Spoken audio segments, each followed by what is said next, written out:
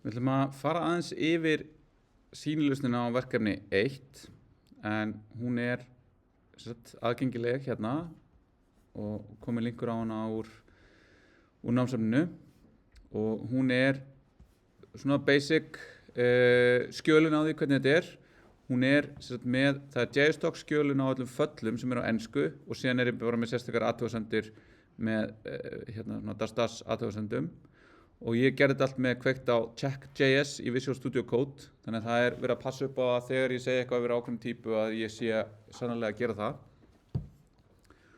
og það er að setja þetta upp, keyra þetta með npm run dev og svo eru hérna test og lint ESLing hérna, það er nú eitthvað en ef við skoðum kóðan bara hér að þá er þetta svona keimlíkt því sem við fórum yfir en það er aðeins nánar farið yfir og hlutinni gerði svona aðeins kannski af meiri natni en við gafst tími til að fara yfir hérna en aftur það er bara, þetta er mín lausn og við erum, til að byrja með erum við með allar típunar í þessu hérna types.js að það eru bara típur fyrir tvo hluti, það er fyrir eina spurningu og svo er það fyrir spurningaflokk og spurningaflokkur á sér titil, hann á sér eitthvað númer sem kemur þá úr gögnunum hann á sér einhvern slögg sem er þá það sem við notum til að búa til skráarnafnið og hann á síðan fylki af spurningum í flokknum. Síðan á hver spurning sér er í raun bara þetta sem að við tökum úr CSV-skránni. Hver spurning á sér flokk 1-7, hún á sér hugsanlega undirflokksheiti, hún á sér alltaf erfiðleikastig sem er 1-3, hún á sér stundum gæðastig sem er 1-3 og svo alltaf spurninguna og svarið sjálft. Þannig hérna erum við bara að nota þetta og hér býð þetta bara til einu sinni og síðan í þessu hérna þá sæki ég þessa típuna hérna þannig að þegar ég er núna að vísa í þetta question category þá veit JSDoc hvað ég er að vísa í. Þetta er síðan alveg leyst í TypeScript bara með því að nota export type. Þannig að TypeScript er bara að taka þessa pælingu og gera hana bara partur af TypeScript forritunarmálinu og bara þetta er bara, þú verður að gera þetta svona, típunar eru svona. Þannig að þetta er að leysa sama verkefnið en með öðruvísi syntax og hérna þurfum við að hafa kveikt á einhverju í hérna Visual Studio Code. Síðan skipti ég þessu upp bara í það að hérna koma einhverju fastar sem eru þá í staðan fyrir að hafa bara einhverja strengi þá eru þetta bara svona tiltölulega skýr heiti á breytum sem gefa til kynna hvað þetta er og hér í staðan fyrir að vera með eitthvað magic number sem er 100 þá er ég bara með questions max per category questions difficulty og þá er þetta difficulty levelið sem að ég vill að spurningarna sem ég er að fara að draga út úr skjalinu séu með og svo quality stigið og þetta geti síðan verið stillanlegt, þetta geti komið inn í eitthvað, þetta er bara, ég að setja þetta þarna sem einhverja stillingar, þannig ef ég myndi núna vilja keyra út nýja útgáfu af þessum VF, þá myndi ég fara og stilla þetta til þess að fá hvað ég vil, já ég vil fá 500 spurningar úr bara öllu og eitthvað og svo geti ég bætt við einhverju öðru, ég vildi eitthvað flokka þetta meira. Síðan er ég með svona map sem er hérna reynda bara record, það er að segja bara object sem að mappar tölu yfir í streng og það er þá mappar flokksnúmerið yfir í heiti flokksins. Síðan er hérna þetta mainfall sem að býr til HTML skráðnar fyrir mig og það notar hérna console group til þess að búa þá til svona console log það sem að eftir console group þá kemur næsta console log eða console group indreið tvö stafabil þannig að þetta verður svona ég fæ svona hópun saman á því hvað er að gerast þannig að ef við bara keyrum þetta áður en að við förum eitthvað lengra þá keyri ég bara npm run generate build þá sjáum við hérna að það kemur starting generation creating output directory og þá sjáum við bara hérna það gerist hér og þá ef það hefði komið einhver villa þá var hann hætt bara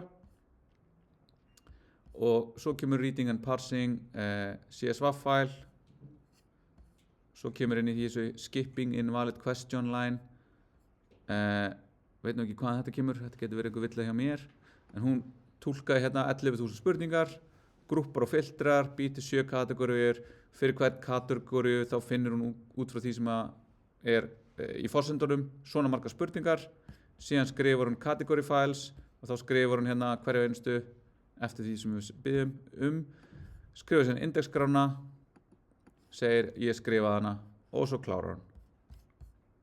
Þannig að þá ætti ég núna að geta hort á þetta og sagt já, þetta virkaði. Og það sem þetta geti bilað eins og hérna, að þar er ég með console error sem myndi þá koma fram í þessu. Þannig ef þetta væri eitthvað sem myndi keyra, þá myndi ég geta séð stöðuna og sem myndi sjá hérna, ok, ég keyrði þetta og hérna er niðurstaðan. Ok, allt er góðu, ekki í góðu, þetta er að. Og þá get ég actionably laga það. Og þá er þetta bara skipt upp í, hérna erum við bara með eitthvað svipa og við vorum að gera saman parse questions CSVAF sem tekur þá bara allt CSVAF contentið, svo þegar það er komið að þá er ég með all questions sem eru þá bara fylki af questions og þá er ég með fallið sem heitir group questions by category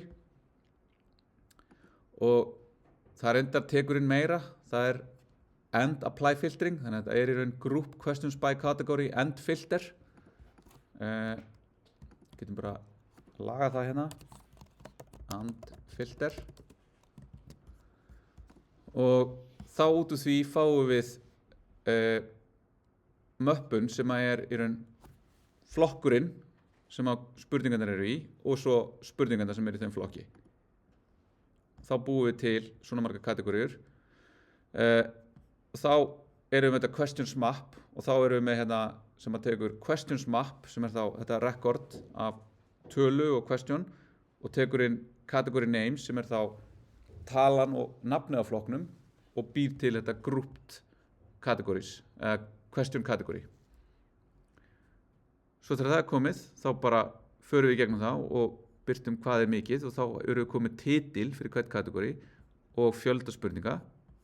Síðan skrifum við HTML skrána og þá erum við bara með eitt fall sem skrifar HTML skrá, setur þá rétt HTML element head og body, skrifa það í eitthvað output directory, fær eitthvað file name without HTML, þannig bara file name, við bætum við í fallinu og svo eitthvað content sem er HTML contentið.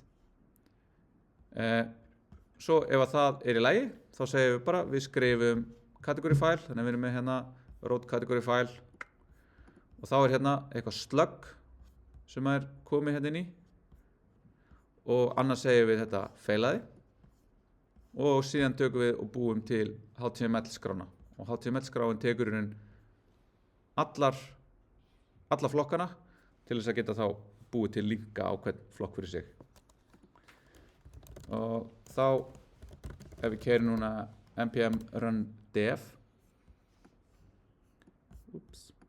sem er þá að keyra hérna upp úr dist möppunni og já, það fáum við bara hérna og þá er þetta bara hérna og þetta er bara eitthvað fyrir inn í þennan flokk og hér eru bara spurningarnar. Ég nota details elementið til þess að fela svarið og svo segi ég hérna rétt svar, þá disabla ég þetta eins og við töluðum aðeins um tíma hvernig getum fundið þetta og svona disabla. Kontrastin er reyndar hræðilegur í þessu og svo segi ég rangt svar og þá er þetta að tellja hérna og svo eldir þetta mig og ég segi rétt, rangt og svo framvegis. Svo fyrir tilbaka, aftur inn og ég held ekki neinum upplýsingum um það hvernig þetta fór. Og já, þannig að þarna er þetta fyrir alla flokkana.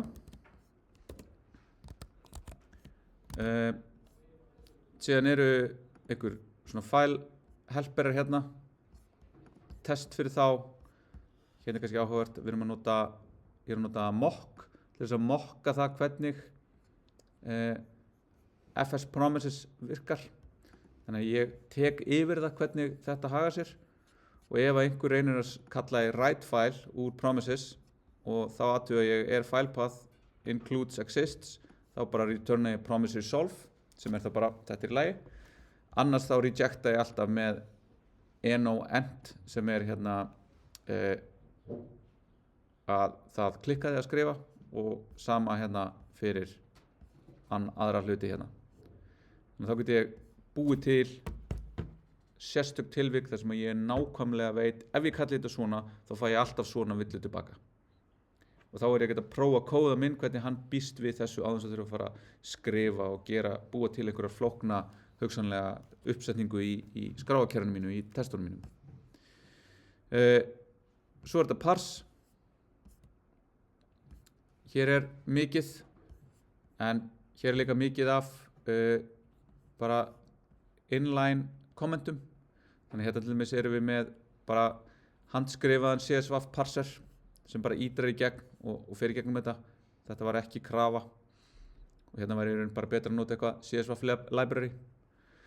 Þannig að þá þetta eins og við gerðum í tíma, tekum við línu og skilar fylki af línum sem eru þá parsað úr CSV-inu og svo erum við með hérna parse question og parse question kallað í því úr þessu parse questions CSV. Þannig að það bara eiginlega eins og við gerðum. Við skiptum CSV-inu upp í nýja línur. Við förum í gegnum hverja línu, við parsum hana sem CSV yfir í strengjafylki. Síðan reynum að þátta spurninguna til að taka strengjafylkið og fá sannarlega rétta spurningu.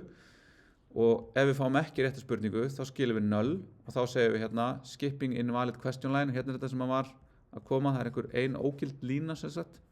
Af því að annars myndi þetta bara gerast 11.000 sinnum með eitthvað ef þetta var allt vitlaust hjá mér. Og ef þetta lagi þá pushum við í questions og svo skilum við questions. Þannig að það skilur okkur fylki af questions.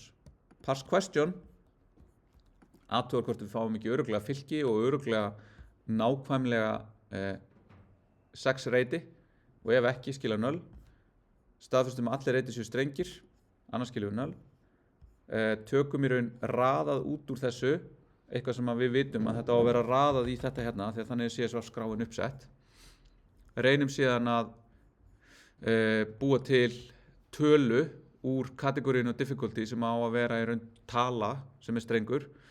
Ef að það is none, það ekki tala, eða þá að það út fyrir bilið okkar, að því við vitum að kategóríinu á alltaf að vera á bilinu 1-7, þá skiljum við 0, skiljum 0, ef spurningin ekki strengur eða strengur og tómi strengurinn 0, svarið 0. Ef það gæðastig þá svona smá vesena því að gæðastigið má vera tómt, en ef það ekki tómt þá viljum við staðfesta að það sé á bilinu 1-3. Þannig að það var aðeins meira svona hér, en setti bara ágætis kommentin í það. Svo aftur undirflokkurinn valfrjáls, setjum 0 ef óskilgreindur eða tómistrengur, þannig að þá bara setjum við hann og treystum því að ef hann ekki tómistrengur þá það bara hvað sem það getur verið bara bla bla bla, okkur alveg sama, þá það undirflokkurinn.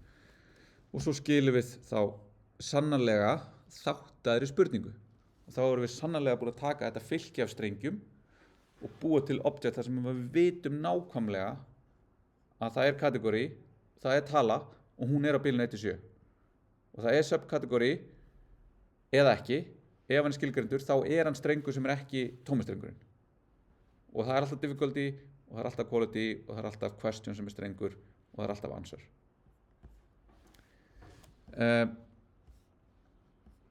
Þannig að það var þetta hérna og svo erum við með þetta að taka og þá förum við bara í svona tökum eitt fylki og vörpum því yfir í eitthvað annað. Þannig að við tökum þetta fylki, við for-eachum í gegnum þetta, við síum, þannig að þá bara hérna, ef það difficulty og question difficulty sem við erum að horfa á ekki difficulty sem við erum að biðja það að segja, við sendum inn eitthvað difficulty. Þetta hérna ekki undefined. Ef þetta undefined, þá förum við ekki inn í þetta if. Ef það skilgreint, þá aðtökum við hvort af þetta sé á rétt, annars bara segjum við continue. Þannig að þá spurningin, þá flokkast hún í burtu, bara continue, við erum ekki að bæta henni við. Ef hún kemst í gegnum þetta allt, þá bætum við henni við,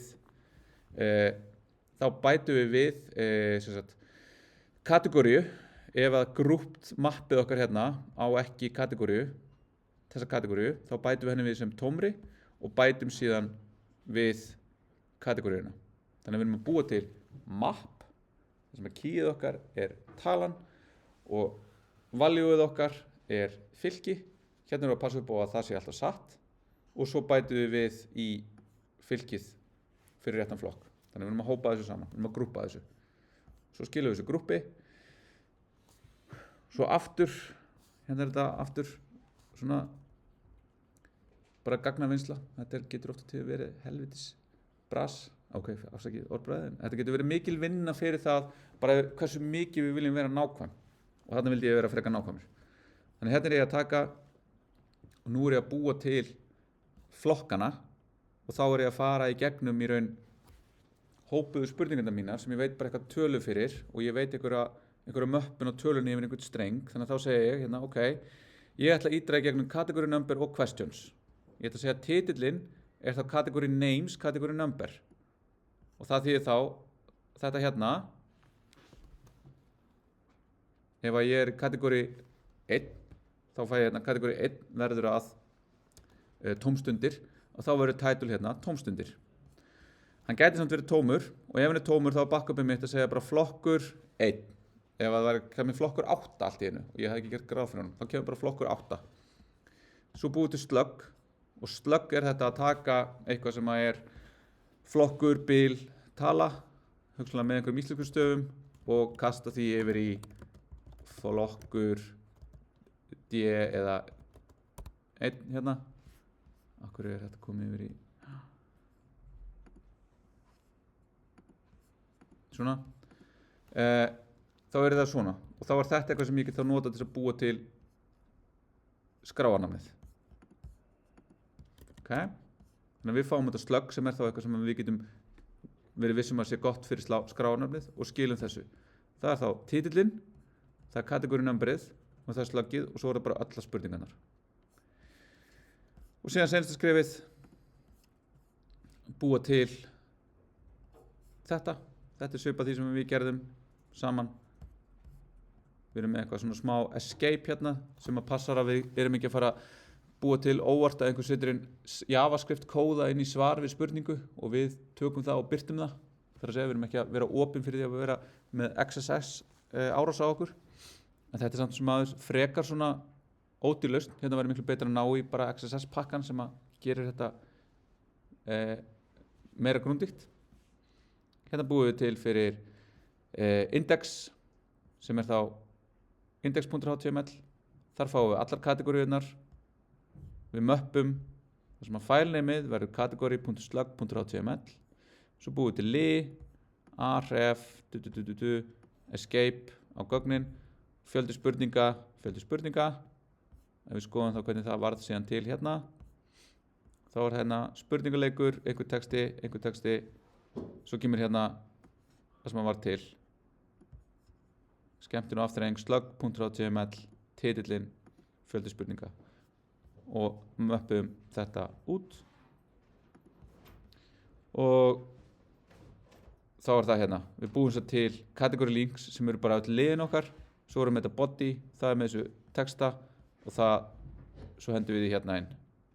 Og svo skilum við templateinu sem þá bara með öllu utanum þetta. Og síðan fyrir einn stakan flokk. Og þar gerum við svipað þetta fyrir spurningu. Það svona smá slatti á þessu. Og fyrir kategóriuna þá tökum við fyrir hver einustu spurningu möppum við spurninguna. Búum til HTML fyrir hana. Joinum það síðan bara á tómastrengnum. Og síðan búum við til þennan score tracker og svo alla spurningarnar hérna og svo tilbaka link hér. Þannig hérna hér fáum við score tracker, svo erum við questions og þá kemur bara hérna spurning eftir spurningu. 100 sinnum bara hérna endur tekið aftur og aftur. Sama en alltaf bara með mismunandi gögnum hérna. Svo eitthvað test fyrir þetta. Hérna erum við bara að athuga hvort að strengirnir séu til staðar í þessu. Og parse. Hérna erum við að prófa í raun að parsa CSV-ið með komum og innan gæsalappa. Með escape-um, gæsalöppum, tómum reytum, og alls konar dóti. Þannig ef við keyrum hérna npm run test coverage, fáum við þessu villu, það er nú ekki nóg gott. Ég gerir örugglega eitthvað að mér hérna. Já, ég uppfærði ekki þetta sem ég var að, nei, hvað gerði ég að mér núna?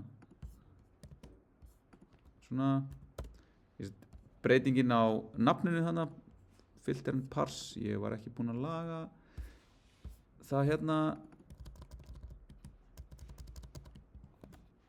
and filter, svona. Eitthvað eitt viðbót, já, hérna, við erum að prófa að senda inn eitthvað sem er vitlaust viljandi, þannig við þurfum að segja TypeScript að hunsa það, en nú fáum við hérna og þetta er með 100% coverage, allt er theoretically covered og á að vera í lagi, en það þýðir samt ekki, við getum ekki sannað að það sé engar villur í þessu, við getum bara sannað að það sem er til þarna sé í raun covered af testum. Já, einhverjar spurningar?